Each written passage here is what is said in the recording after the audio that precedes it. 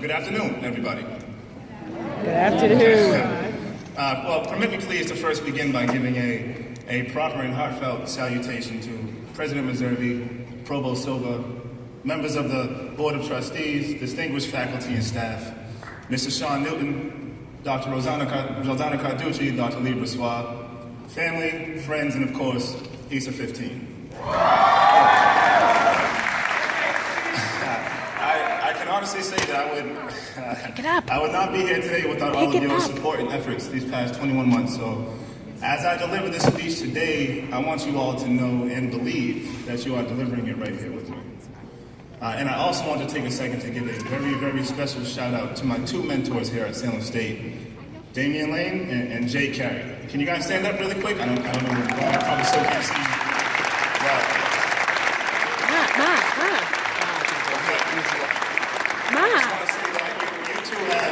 You two have seen every single side of me there is to see, and have literally checked my posture whenever I felt like I was slipping.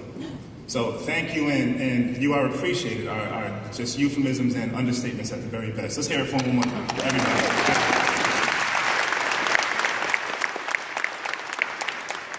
So, I mean, they tell me that you should say your thank yous in the beginning. So now that we got that out the way, I want to share with you a story. I want to take a time to talk about one question. A question whose answer is not universal nor collective, but one that lies only in you. A question whose answer is not simple nor easy, but rather deep and reflective. A question that not enough of us take time to ponder. Instead, one we view as an innate understanding. My question to you all today is, what is your story? What is it that makes you who you are? What is it that drives you to be where you are today and has driven you up until this point? As I deliver this speech today, I invite you all to think about what your stories are and truly find that meaning for your motivation. And since we are in many ways delivering this speech together, I want to take a second to share with you a story that I began writing some time ago. So, take a child, any child. Place this child in a city approximately 4.5 miles in measurement, located just outside of Boston's greater area. Give this child 2 parents and 5 siblings. Now, place all 8 people inside of a smaller set of housing complexes, and for the benefit of nomenclature, we'll just call them projects, located already within this relatively small city. Give dad working hours that make him ever present to his family, but scarcely available during the workday. And give mom a similar approach, only leave her a few more hours in the day for the children. As 2 loving, caring parents supporting 6, sacrificing a few hours in the day for work is not a bad alternative to eating. Let's give the setting a mid-1990s feel, and we'll seek to adjust and amend accordingly as the story progresses, okay? Now, let's make the focus child male, and let's make him the youngest of the bunch. Let's say the age gap between he and the eldest is 16 years, roughly. Okay. Now let's see. We got this, we got that, the age. Are we missing anything? Oh yeah. Let's make them black. We'll call them African American, just so we're politically correct. Okay, so now I think we have the golden recipe for a nice American success story. Well, African American at least. Okay, well, so one last dilemma before we begin this story. What should we call him? You know, besides Negro, young, black kid, thug, gangster, goon. Hey, I see the look on your faces, ladies and gentlemen. I assure you I did not write America's stereotypes. They were here long before I got here. But for now, let's just call him Triumphant. I know it looks odd, especially with the description we're conveying, but who knows? I mean, maybe the story will turn out positively for him. So, I mean, I know I won't have the time to go into the entirety of the story with you all, but needless to say, the little boy in that story goes on to do all right for himself. He spent much of his elementary and middle school years urging greatly to be like his brother, yet always maintained the wherewithal to formulate his own agenda. He hit high school and became class president and held that designation for 3 consecutive years. He captained his high school basketball team, all the while earning McDonald's All-American nominative status in his senior year.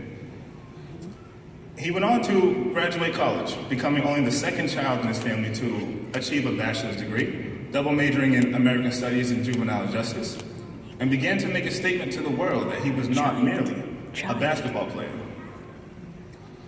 After teaching elementary school for 2 years, he went on to enroll in Salem State University. He became an assistant resident director, entered the Higher Education and Student Affairs program. He was invited to join the Education Honor Society. He attended 2 national conferences, created departmental positions at 2 different institutions, presented a session and facilitated a panel at a revered regional conference, won a regional OTM, sat on 2 institutional-wide committees, joined the top 1% of student leaders on campus, became a 2-time published author, kicked open the glass ceiling, grabbed his ladder, stared at the stars, and began reaching. Because at this point, ladies and gentlemen, not even gravity could hold him down. And so I cannot lie, I've lived a pretty good life.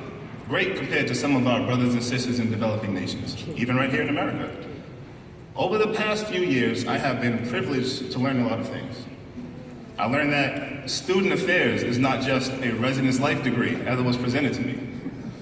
I learned that driving to Texas is as long as people say it is. I learned that I should never trust Stevie June with captaining an intramural basketball team. We have 1 loss. And I learned most importantly that when Rosanna Carducci says jump, you better ask how high. But I've also learned a few more things.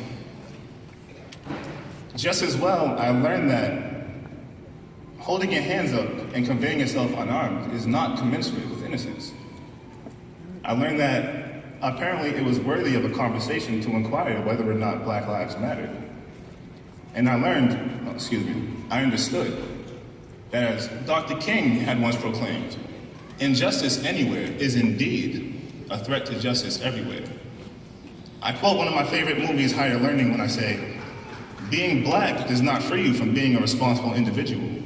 But being a responsible individual does not free you from being black. That's right. So I asked my cohort mates and my classmates in the audience again today, what is your story?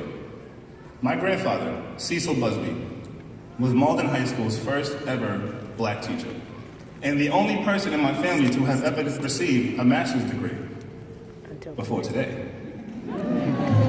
My parents, thank you.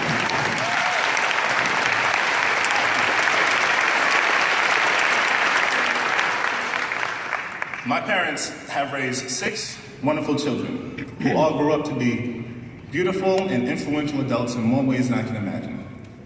And my Nana, can you please stand up, Nana, if you wouldn't mind? In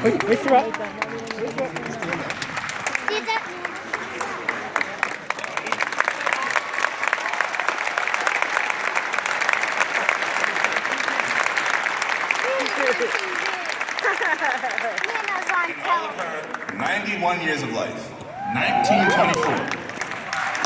That's, if I can put that into perspective for you, that's 14 presidents, beginning with Calvin Coolidge.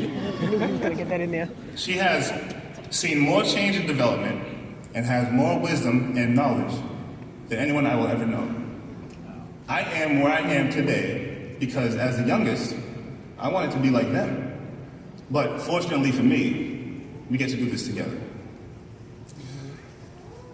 Uniquely, we all have a story. Some are more polished than others and some are more privileged, but no matter where your story began, all that matters is that you are here today and that your future has never looked so bright.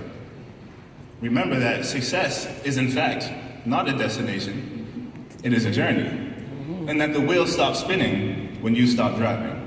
Amen. I close as I quote my grandfather, the late Cecil Calvin Busby, when I say, ladies and gentlemen, if you can't take it easy, take it as easy as you can. Thank you.